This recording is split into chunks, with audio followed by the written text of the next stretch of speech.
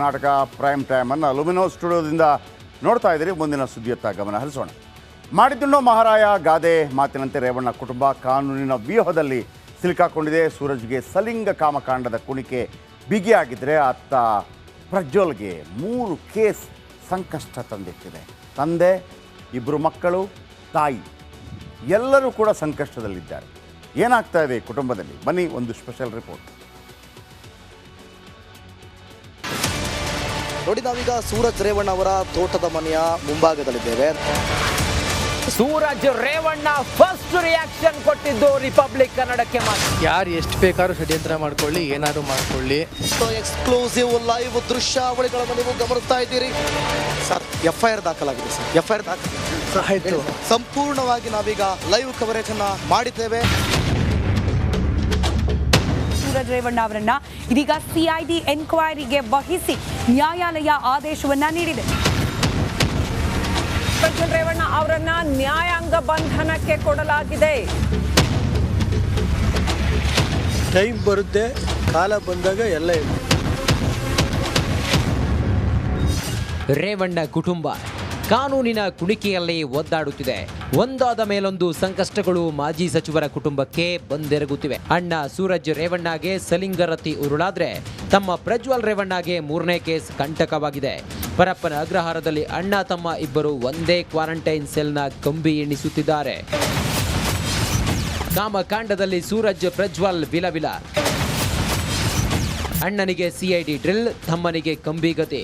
ಕಾರ್ಯಕರ್ತನ ಮೇಲೆ ಅಸಹಜ ಲೈಂಗಿಕ ದೌರ್ಜನ್ಯ ಎಸಗಿದ ಆರೋಪದಲ್ಲಿ JDSನ MLC ಸೂರಜ್ ರೇವಣ್ಣಗೆ ನ್ಯಾಯಾಂಗ ಬಂಧನ ವಿಧಿಸಲಾಗಿತ್ತು. ನಿನ್ನೆ ರಾತ್ರಿಯಿಂದ ಸೆಂಟ್ರಲ್ ಜೈಲಲ್ಲಿ ಕಂಬಿ ಎಣಿಸುತ್ತಿದ್ದ ಸೂರಜ್ನನ್ನ 7 ದಿನ CID ಕಸ್ಟಡಿಗೆ ನೀಡಲಾಗಿದೆ. ಪ್ರಜ್ವಲ್ ರೇವಣ್ಣಗೂ 14 ದಿನ ನ್ಯಾಯಾಂಗ ಬಂಧನ. ಪೆನ್ ಡ್ರೈವ್ ಪ್ರಜ್ವಲ್ ರೇವಣ್ಣಗೂ ಸಂಕಷ್ಟದ ಮೇಲೆ ಸಂಕಷ್ಟ ಎದುರಾಗಿದೆ. ಹೊಳೆನರಸೀಪುರದಲ್ಲಿ ದಾಖಲಾದ 3ನೇ ಕೇಸ್ ಸಂಬಂಧ ಕೋರ್ಟ್ನಲ್ಲಿ ವಿಚಾರಣೆ ನಡೆಯಿತು. ಆಗ ನನಗೆ ಆಗಿದೆ ಅನ್ನುವಂತೆ ಮಾಜಿ ಸಂಸದ. ಪ್ರಜ್ವಲ್ ಆರೋಗ್ಯದಲ್ಲಿ ಏರುಪೇರು. ಏನಾದರೂ ತೊಂದರೆ ಆಯ್ತಾ? ಸ್ವಲ್ಪ ಗ್ಯಾಸ್ಟ್ರಿಕ್ ಆಗಿದೆ, ಬ್ಯಾಕ್ ಪೇನೂ ಇದೆ. ವೈದ್ಯಕೀಯ ಚಿಕಿತ್ಸೆ ಮೆಡಿಸಿನ್ ಕೊಡಿಸಿದ್ರಾ? ಹೌದು, ಕೊಡ್ತಿದ್ದಾರೆ. ವಾದ ಪ್ರತಿವಾದ ಆಲಿಸಿದ ನ್ಯಾಯಾಲಯ ಪ್ರಜ್ವಲ್ ರೇವಣ್ಣರನ್ನ 14 ದಿನ ನ್ಯಾಯಾಂಗ ಬಂಧನಕ್ಕೆ ನೀಡಿದೆ. ವಿಧಿ ಇಲ್ಲದೆ ಪೆನ್ ಡ್ರೈವ್ ಪ್ರಜ್ವಲ್ ಮತ್ತೆ ಪರಪ್ಪನ ಅಗ್ರಹಾರ ಜೈಲಿನ ಕದ ತಟ್ಟಿದ್ದಾರೆ. ನಾಗರಾಜ್ ಜೊತೆ ಮಾದೇಶ್ ಮತ್ತು ಸುನಿಲ್, ಧರ್ಮಸ್ಥಳ ಕ್ರೈಮ್ ಬ್ಯೂರೋ. ಇಡೀ ಫ್ಯಾಮಿಲಿಗೆ ಸಂಕಷ್ಟ ಬಂದೊರಗಿದೆ. ರೇವಣ್ಣ ಹೇಳದೆ ಅದು ಅಲ್ಲದೆ ವಿಶೇಷವಾಗಿ ಎಲ್ಲ ಪೂಜೆ ಪುನಸ್ಕಾರ, ಲಿಂಬೆಹಣ್ಣು ಕೈಯಲ್ಲಿ ಹಿಡ್ಕೊಂಡು, ಆಮೇಲೆ ಪ್ರತಿ ಕ್ಷಣ ರಾವು ಕಾಲ, ಗುಳಿಗೆ ಕಾಲ ಎಲ್ಲ ಮಾಡ್ತಾ ಇರ್ತಾರೆ. ಆದರೆ ವಿಧಿ ಮಾಡಿದ ತಪ್ಪುಗಳಿಂದ ರಕ್ಷಣೆ ಮಾಡೋದಕ್ಕೆ ಸಾಧ್ಯ ಇಲ್ಲ. ನಾವು ಏನೇ ದೇವರು ದಿಂಡ್ರು ನಮ್ಮ ನಂಬಿಕೆ, ಓಕೆ, ನಮ್ಮ ನಂಬಿಕೆ. ಹಾಗಂತ ತಪ್ಪುಗಳನ್ನು ಮಾಡ್ತಾ ಹೋದರೆ ದೇವರು ಕ್ಷಮಿಸ್ತಾನ ಅನ್ನೋಂಥ ಪ್ರಶ್ನೆಯನ್ನು ತುಂಬ ಜನ ಹಾಕ್ತಾರಲ್ವ. ದೇವರು ದಿಂಡ್ರು ಎಲ್ಲ ನಂಬಿಕೆ ಇರಬೇಕು ನಿಜ, ಆದರೆ ಸರಿದಾರಿಯಲ್ಲಿ, ಸತ್ಯದ ದಾರಿಯಲ್ಲಿ ಹೋಗಬೇಕು. ಸತ್ಯದ ದಾರಿ ತಪ್ಪದಾಗ ಈ ರೀತಿ ಆಗುತ್ತೆ. ಬನ್ನಿ, ಇಡೀ ಫ್ಯಾಮಿಲಿಗೆ ಯಾವೆಲ್ಲ ಕಂಟಕ ಎದುರಾಗಿದೆ ನಿಮಗೆ ಒಂದೊಂದೇ ಹೇಳ್ತಾ ಹೋಗ್ತೀನಿ. ಮೊದಲಿಗೆ ರೇವಣ್ಣ, ಮಾಜಿ ಸಚಿವ ರೇವಣ್ಣ. ಏನು ಇವರ ಮೇಲೆ ಆರೋಪ? ಒಂದು ಹೆಣ್ಣುಮಗಳನ್ನು ಕಿಡ್ನ್ಯಾಪ್ ಮಾಡಿ ಕರ್ಕೊಂಡು ಹೋಗ್ತಾರೆ KR ನಗರ, ರೈಟ್? ಅತ್ಯಾಚಾರ ಸಂತ್ರಸ್ತೆ ಅಪಹರಣ ಮಾಡಿದಂಥ ಆರೋಪ ಇವರ ಮೇಲೆ ಇದೆ. ಕಿಡ್ನ್ಯಾಪ್ ಕೇಸ್, ದರ್ಶನ್ ಮೇಲೆ ಕೂಡ ಕಿಡ್ನ್ಯಾಪ್ ಕೇಸ್ ಅದೇ ಥರ ಇರೋದು ನೋಡಿ. ಇದೊಂದು ಕೇವಲ ಕಿಡ್ನ್ಯಾಪ್ ಕೇಸ್, ಮತ್ತೊಂದು ಅತ್ಯಾಚಾರ ಆರೋಪ ಕೂಡ ಇದೆ. ತಂದೆ ಮತ್ತು ಮಗ ಅತ್ಯಾಚಾರ ಮಾಡಿದರು ಅಂತೇಳಿ. ಇನ್ನೊಂದು ಕಡೆ ಜೈಲು ಶಿಕ್ಷೆ ಬಳಿಕ ಜಾಮೀನು ಸಿಕ್ತು. ಫಸ್ಟು ಜೈಲಿಗೆ ಹೋಗಿದ್ದೆವು. ಇದಾದ ನಂತರ ಅವರ ಪತ್ನಿ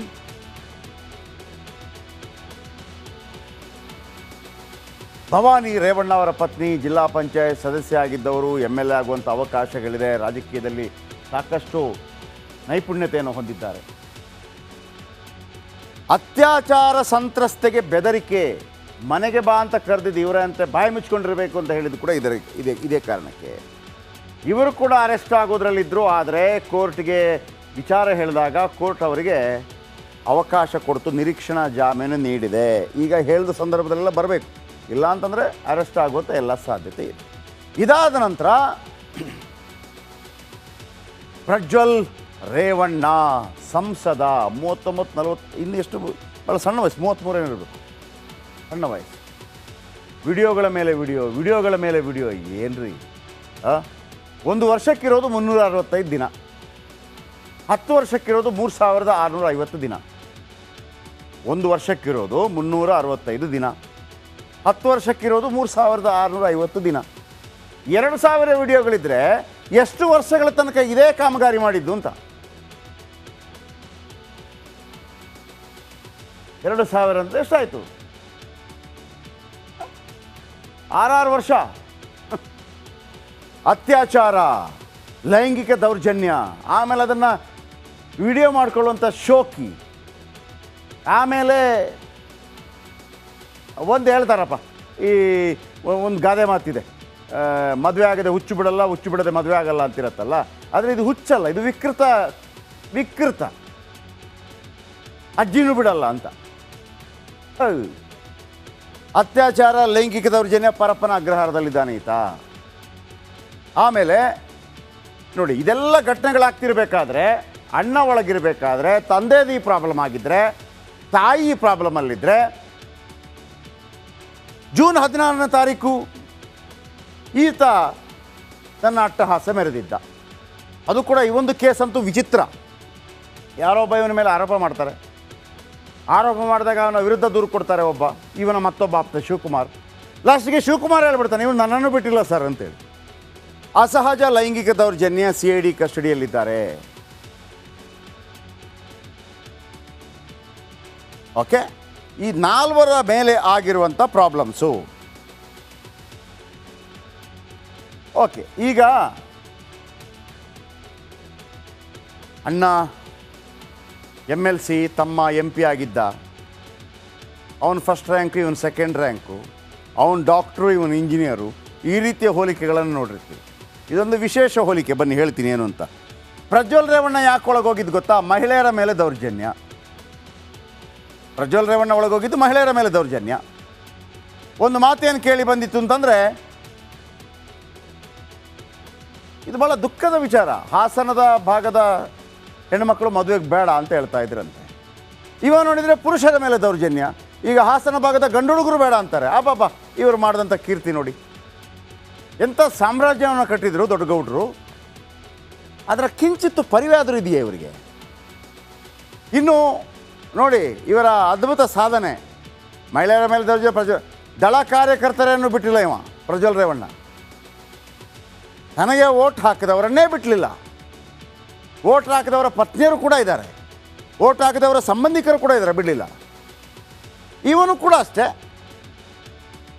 ದಳ ಕಾರ್ಯಕರ್ತನೇ ಈಗ ಸಂತ್ರಸ್ತ. ಅವನೇ ಆರೋಪ ಮಾಡ್ತಾ ಇದ್ದಾನೆ, ನಿಮ್ಮನ್ನು ಬೆಳೆಸ್ತೀನಿ ಅಂತ ಇವನು. ಆಮೇಲೆ 3ನೇ ಪಾಯಿಂಟ್, 16 ಸಂತ್ರಸ್ತೆಯರು, 1-2ಕ್ಕೆ ಏನಾದರೂ ಒಂದು ಹೇಳ್ಬಿಡ್ತಾರೆ, ಹುಡುಗಾಟ ರೀ, ಏನೋ ಆಗಿದೆ, ಮದುವೆ ಆಗಿಲ್ಲ ಮತ್ತೊಂದು ಅಂತೇಳಿ. ಇದು ಅದಲ್ಲ, ಇದು ಊರು ತುಂಬ ವಿಕೃತ, ಊರು ತುಂಬ ಹುಡುಗಿನೂ ಆಗತ್ತೆ, ಮುದುಕಿನೂ ಆಗತ್ತೆ, ವಯಸ್ಸಾದವರು ಆಗತ್ತೆ. ಒಂಚೂರಾದರೂ ಮಾನ ಮರ್ಯಾದೆ ಬೇಡವೇನ್ರಿ? ಆಮೇಲೆ ಇಲ್ಲಿ ತನಕ 2 ಸಂತ್ರಸ್ತರು, ಒಬ್ಬ ಸಂತ್ರಸ್ತ ಕಂಪ್ಲೇಂಟ್, ಈಗ ಆಪ್ತ. ಅವನು ಹೇಳೋ ಪ್ರಕಾರ ಇವೊಂದು ಕೂಡ ಊರು ತುಂಬ ಇವರು ಬೇರೆ ಕೆಲಸನೇ ಇಲ್ವಾ ಇವರಿಗೆ? ಅದೇ ನಾನು ಹೇಳಿದ್ನಲ್ವಾ, 1 ವರ್ಷಕ್ಕೆ 365 ದಿವಸ ಸರ್. ಇವನ ವಿಡಿಯೋಗಳೇ 2000 ಇದೆಯಂತೆ. ಎಷ್ಟು ವರ್ಷ ಆಯ್ತಾಗಿದ್ರೆ ಒಂದೊಂದು ಅಂತ ಲೆಕ್ಕ ಹಾಕಿದ್ರು ಕೂಡ.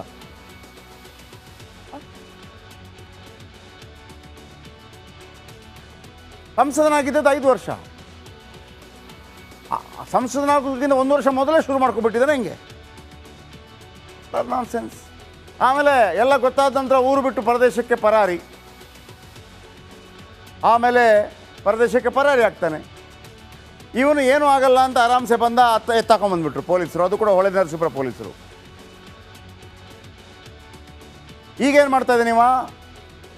14 ದಿನ ನ್ಯಾಯಾಂಗ ಬಂಧನ ಅಂದರೆ ಜೈಲು, ಇವ ನ್ಯಾಯಾಂಗ ಬಂಧನದಲ್ಲಿದ್ದವ ನೇರವಾಗಿ 8 ದಿನ ಪೊಲೀಸ್ ಕಸ್ಟಡಿಗೆ.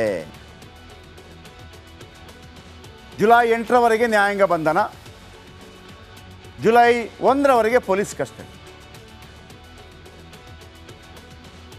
ಇವನಿಗೆ ಜೈಲಲ್ಲಿರೋ ಕಾರಣಕ್ಕಾಗಿ ಸದ್ಯಕ್ಕೆ ಪೊಲೀಸರ ವಿಚಾರಣೆ ಇಲ್ಲ. ಅವನನ್ನು ಹೆಂಗೆ ಮಾಡಿಬಿಟ್ರು ಅಂದರೆ ಪಾಪ ಪ್ರಜ್ವಲ್ ರೇವಣ್ಣ, ಪಾಪ ಅಂತ ಹೇಳಬೇಕೆಲ್ಲೋ ಗೊತ್ತಿಲ್ಲ ನನಗೆ. ಅವನೇನು ಎಲ್ಲರನ್ನ ಹೆಂಗೆಲ್ಲ ಮಾಡಿ ವಿಡಿಯೋ ಮಾಡ್ತಾ ಇದ್ದ, ಅವನಿಗಾಗ ನಾಚಿಕೆ ಅನ್ನಿಸ್ಲಿಲ್ಲ.